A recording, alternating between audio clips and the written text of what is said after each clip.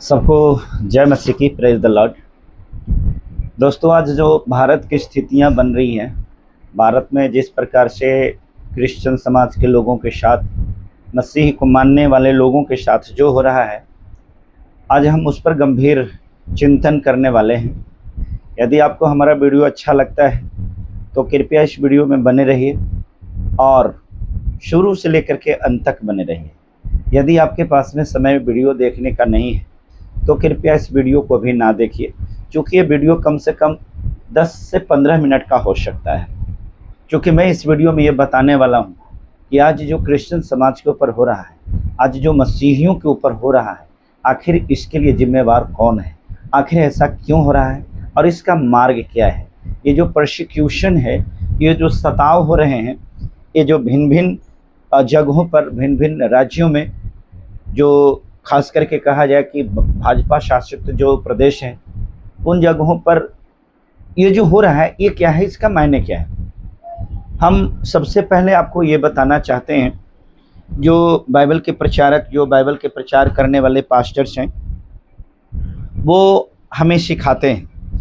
और उसने बताया कि परमेश्वर ने हमें कहा कि क्षमा करो तो तुम्हें भी क्षमा किया जाएगा। हम इस बाइबल के कुछ रेफरेंस के साथ आपसे हम बात करते हैं और उसके बाद में हम बताते हैं कि वास्तव में क्या परमेश्वर ने जो कहा, उसकी जो वचन कहती है, बाइबल कहती है, क्या उसके संदर्भ को पास्टर आपको सही सही तक समझाने का काम किया या नहीं किया। हम उन चीज़ों पर चर्चा करेंगे। हम देखते हैं सबसे पहले मत्ती रचित सुसमाचार 6 अध्याय का 14 और 15 वचन। यहाँ पर कहता है, यदि तुम मनुष्यों के अपराध क्षमा करोगे तो तुम्हारा स्वर्गीय पिता भी तुम्हें क्षमा करेगा, पर यदि तुम मनुष्यों के अपराध क्षमा न करोगे तो तुम्हारा पिता भी तुम्हारे अपराध को क्षमा न करेगा। स्पष्ट बात है, कह रहे कि यदि तुम मनुष्यों के अपराध को क्षमा करोगे तो तुम्हारा जो स्वर्गीय पिता है, जो परमेश्वर है, वो आपके अपराध को क्षमा करेगा। और यदि आप मनुष्य के अपराध को आप क्षमा नहीं करोगे तो आपके अपराध को परमेश्वर क्षमा नहीं करेगा। हम इस प्रकार से इफिसियों की पत्री 4 अध्याय का 32 वचन देखते हैं, तो इसमें कहता है, एक दूसरे का कृपालु और दयालु बनो, और जैसे परमेश्वर ने मसीह में तुम्हें क्षमा किया है वैसे ही तुम भी एक दूसरे को क्षमा करो। यहाँ भी क्षमा करने की बात कहा गया है और इसमें भी यही बात कहा, एक दूसरे के ऊपर कृपालु बने, दया करो, किसी को के साथ करुणा का भाव रखो। क्योंकि तुम अगर अपने अपराध, तुम किसी को अपनी गलती के लिए, उसकी गलती के लिए क्षमा नहीं करोगे तो परमेश्वर तुम्हारी गलती को भी क्षमा नहीं करेगा। हम लूका रचित सुसमाचार 6 के 37 को भी देखते हैं। इसमें भी कहता है, दोष मत लगाओ तो तुम पर भी दोष ना लगाया जाएगा, क्षमा करो तो तुम्हें भी क्षमा किया जाएगा। अर्थात यहाँ भी कहा कि क्षमा करो तो क्षमा किया जाएगा। हम उसके बाद मरकुस रचित सुसमाचार में देखते हैं, यहाँ कहता है, जब तुम खड़े होकर प्रार्थना करो, यदि किसी के विरुद्ध तुम्हारे मन में कुछ हो तो उसे क्षमा करो, ताकि तुम्हारा स्वर्गीय पिता तुम्हें भी अपराध को क्षमा करे। यहाँ भी क्षमा करने के लिए कह रहा है कि आपको क्षमा करना चाहिए, क्योंकि आप जब क्षमा किसी को करेंगे तो आपके स्वर्गीय पिता, आपके परमेश्वर भी आपको क्षमा करेंगे। हम इस प्रकार से मत्ती रचित सुसमाचार 18 के 21 और 22 को देखते हैं, तो यहाँ भी ये कहा, तब पतरस ने पूछा, मैं अपने भाई को कितनी बार क्षमा करूं, क्या 7 बार तक। यहाँ पर भी ये पतरस जो है, ये पूछता है परमेश्वर से कि मैं अपना भाई जो है, हम उसको कितने बार तक क्षमा करें, 7 बार तक करें या उससे ज़्यादा बार तक करें। पहला यूहन्ना के 1 से 1 अध्याय का 9वां वचन कहता है, यदि हम अपने पापों को मान ले तो वह विश्वास योग्य और धर्मी है कि हमारे पापों को क्षमा करे और हमें सब अधर्म से शुद्ध करे। पहला यूहन्ना, गौर करिएगा, पहला यूहन्ना 1 और उसका 9 वचन। मैंने क्षमा करने के बहुत सारे वचन आपके बीच में रखा, लेकिन इस वचन को थोड़ा गंभीरता से हम इसको एनालिसिस करते हैं, हम इसको थोड़ा डीप में समझते हैं। जैसा कि आप सभी को मालूम है, शब्दों का खेल होता है, शब्दों की जो गेम है ना, अगर शब्द को वास्तव में उसकी गंभीरता को जो समझ लेगा, वाकई में वो व्यक्ति समझ लेगा कि परमेश्वर क्या कहना चाहता है।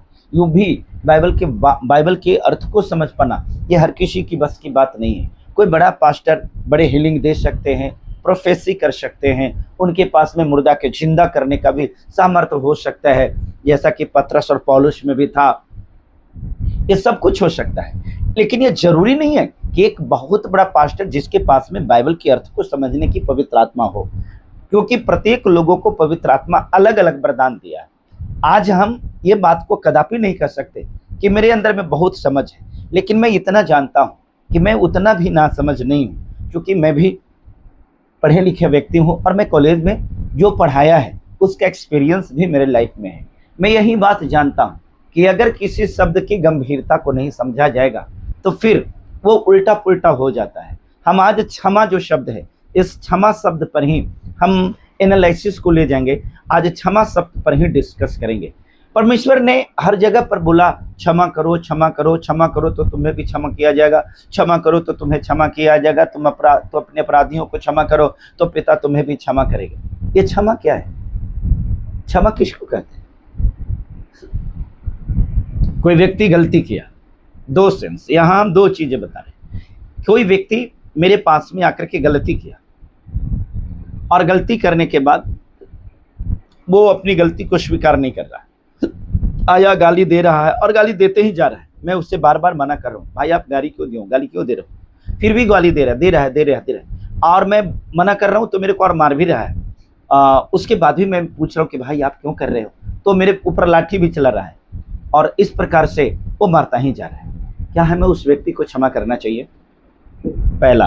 दूसरा, एक व्यक्ति वैसा आया जो मेरे को गाली दिया, 2 4 5 गालियां दी। मैंने उससे कहा भाई आपने मेरे को क्यों गाली दिया? उसने हाथ जोड़ लिया, माफ़ करना पास्टर, माफ़ करना मेरे भाई, मुझे नहीं पता था कि आप हो। मैंने तो दूसरा को समझ करके, एक व्यक्ति था जो मेरे साथ में बहुत बदतमीजी किया था, मैंने वो समझ करके आपको गाली दी, मुझे क्षमा करो, मुझे अपनी गलती पर पश्चाताप है। ये दो इंसान को मैंने बताया। एक वो इंसान जो अपनी गलती को स्वीकार नहीं कर रहा और एक वो इंसान जो अपनी गलती के लिए रिग्रेट कर रहा है। ये दोनों व्यक्ति अलग अलग हैं। व्यक्ति जो अपनी गलती को पश्चाताप कर रहा है, वो व्यक्ति जो अपनी कसूर को मान रहा है, स्वीकार कर रहा है, 100% वो क्षमा का योग्य है, नो डाउट। वो क्षमा के योग्य है, उसको क्षमा किया जा सकता है। बाइबल में आप जो जहाँ क्षमा की बात कहे हैं ना, परमेश्वर ने इसी सेंस में कहा है कि क्षमा किया जाना चाहिए, लेकिन उस सेंस में कभी भी बाइबल नहीं कहा है कि जो व्यक्ति इंटेंशनली आपको मारने के लिए, आपको नष्ट करने के लिए, आपको वजूद को मिटाने के लिए आया है, उसके लिए क्षमा शब्द यहाँ नहीं है। अब हम दूसरे तरफ लेकर के चलते हैं। हमने एक दोहा भी पढ़ा था, क्षमा शोभती उस भुजंग को जिसके पास गरल हो, उसको क्या जो दंतहीन और विषहीन सरल हो। क्षमा वह व्यक्ति कर सकता है जिसके पास में विष हो, जिसके पास में ताकत हो, शक्ति हो, कुव्वत हो, बल हो, पावर हो, वो व्यक्ति क्षमा कर सकता है। लेकिन वो व्यक्ति जिसके पास में कोई पावर नहीं है, वो व्यक्ति जिसके पास में किसी भी प्रकार की कोई कैपेसिटी नहीं है, कोई एबिलिटी नहीं है, वो व्यक्ति के पास में कोई कुव्वत नहीं है, क्या वो व्यक्ति क्षमा कर सकता है? मैं परमेश्वर से क्षमा मांगता हूं इसलिए कि मुझे पता है कि मेरे परमेश्वर के पास में कुव्वत है क्षमा करने का। क्या आप शैतान से कभी क्षमा मांगते हैं? आप शैतान से कभी क्षमा मांगते हैं? नहीं मांगते होंगे, क्योंकि आपको पता है शैतान के पास में क्षमा करने की कोई शक्ति नहीं है। क्षमा करने का पावर परमेश्वर के पास। हम एक दृष्टांत बाइबल को बताते हैं, उस जगह पर जब यीशु मसीह को क्रूस पर चढ़ाया जा रहा था। जब यीशु मसीह को क्रूस पर चढ़ाया जा रहा था तो यीशु मसीह ने वो कोड़े मारने वाले को, वो हाथों में पैरों में कील ठोकने वाले को, उनके लिए और उन सब उनके लोगों के लिए पिता से कहा, हे पिता तो इनको क्षमा कर, क्योंकि ये नहीं जानते कि क्या कर रहे हैं। सवाल यहाँ यह है कि यीशु मसीह खुद क्षमा क्यों नहीं किया? पिता को क्षमा करने के लिए क्यों कहा? क्योंकि यीशु मसीह मारा जा रहा था, यीशु मसीह को, अपराधी तो वो यीशु मसीह का था, कसूरवार तो यीशु मसीह का था, लेकिन यीशु मसीह क्षमा न करके उन्होंने अपने पिता से क्यों कहा? यह सवाल है। अगर आपके जहन में आया होगा तो आपको यह पता चल गया होगा कि उस समय जब यीशु मसीह के साथ में ये क्रूस पर चढ़ाया जा रहा था, जब यीशु को क्रूसिफाई किया जा रहा था, तो यीशु अपने आप को शून्य कर लिया था। He was nothing, he has no any power। उसके पास में कोई पावर नहीं था। He became शून्य, जीरो। वो जीरो कर लिया था अपने आप को, वो शून्य था, कुछ नहीं था, अर्थात उसके पास में कोई शक्तियां नहीं थी, सारी शक्तियां पिता के पास था। इसलिए उसे पता था कि मैं क्षमा के योग्य नहीं हूं, इसलिए मेरे पिता तू इसको क्षमा कर। मेरे मित्रों याद रखना, क्षमा कोई कमजोर व्यक्ति नहीं कर सकता है। आज यही स्थितियां बन रही है। आप छत्तीसगढ़ में जा करके देखिए, आज राजस्थान में, मध्य प्रदेश में देखिए, और अब तो सुगबुगाहट बिहार में भी हो गई। मैं ऐसे ऐसे दृश्य को देख रहा हूँ, उन दृश्यों को देख करके मुझे एक बात समझ में आता है, जो भी पास्टर ने शिक्षा दिया है आज लोगों को बुजदिल और कायर बना दिया है। क्षमा करना और बुजदिल बनना दोनों अलग अलग चीजें हैं। अगर कोई व्यक्ति आपको बार बार गाली दे रहा है, मार रहा है, और आप उसको कहें कि हम क्षमा कर रहे हैं, तो माफ करना मेरे भाई, आप क्षमा नहीं कर रहे हो, आप अपराध को और बढ़ा भी रहे हो और अपने आप को कायर साबित कर रहे हो, बुजदिल हो, यह साबित आपने किया है। क्षमा मैं कर सकता हूं, लेकिन तब तक क्षमा नहीं होगा जब तक वो व्यक्ति अपनी कसूर को स्वीकार नहीं कर लेगा। बाइबल के संदर्भ को देखने के बाद आपको यह समझ में आ जाएगा। आइए ना डीप में, इन शब्दों के रहस्य में आइए ना। अगर इस प्रकार के लोगों को जो आपके पास में मारता है, पीटता है, काटता है, आपको प्रार्थना सभा चलाने से रोकता है, अगर उसको क्षमा कहते हैं, तो फिर हमको इतना बता दीजिए कि अगर वो क्षमा है तो फिर कायराना हरकत क्या है? फिर कायर बनना किसको कहते हैं? फिर पीठ दिखा करके भागना किसको कहते हैं? फिर बुजदिल किसको कहते हैं? थोड़ा सा इसका अर्थ समझा दीजिए। मुझे लगता है शब्दों के अर्थ को समझने में निश्चित तौर पर अपने पास्टर लोगों ने गलती किया है। आप अगर बात करें तो पौलुस के ज़माने में, पौलुस के समय में, पौलुस भी सताव करता था, पौलुस भी परसिक्यूट करता था। क्या यीशु मसीह उसका विरोध नहीं किए थे? क्या यीशु मसीह नहीं बोला था पौलुस से कि तुम मेरे लोगों के साथ ऐसा क्यों करता है? क्या यीशु मसीह ने पौलुस के ऊपर अपना प्रभाव नहीं दिखाया? क्या पौलुस को अपना रास्ता मोड़ना नहीं पड़ा? क्या यीशु मसीह उसका विरोध नहीं किए? उसके बाद ये हुआ। मैं मानता हूं कि बहुत सारे यीशु मसीह के चेले शहीद हुए, लेकिन शहीद हुए लड़ते लड़ते, कायर के जैसा भाग करके नहीं। आप अपने आप को कहते हो कि मैं क्षमा कर रहा हूं, ये क्षमा आप नहीं कर रहे हो, आप अपराध को बढ़ा रहे हो।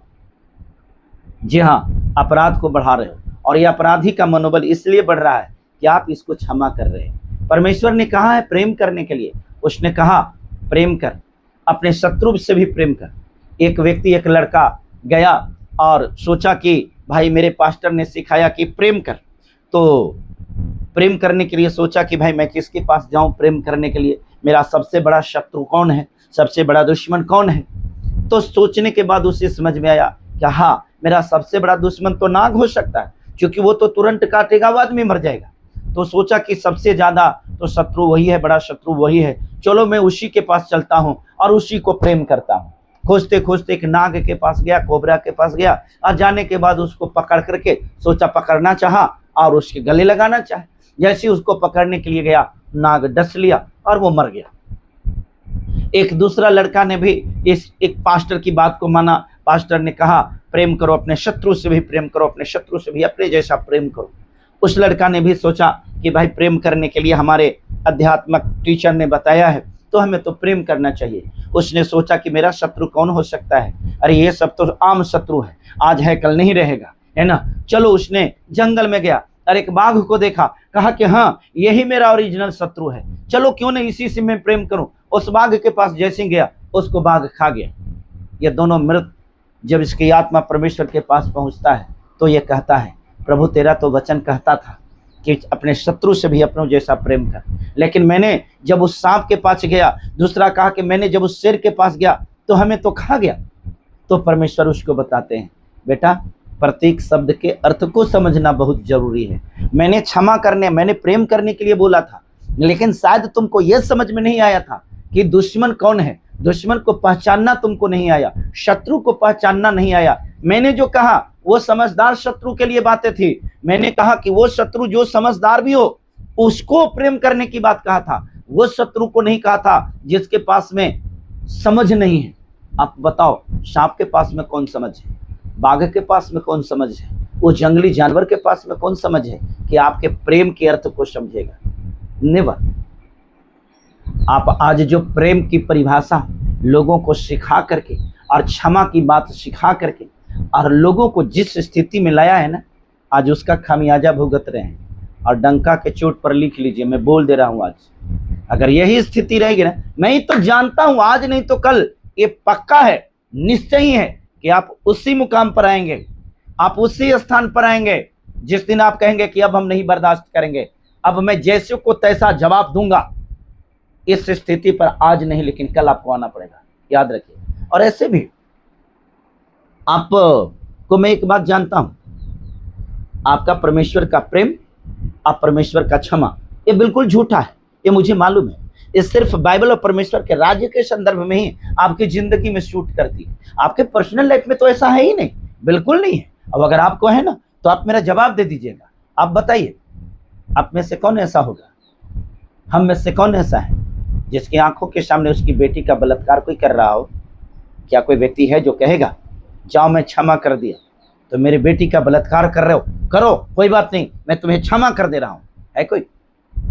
शायद नहीं होगा।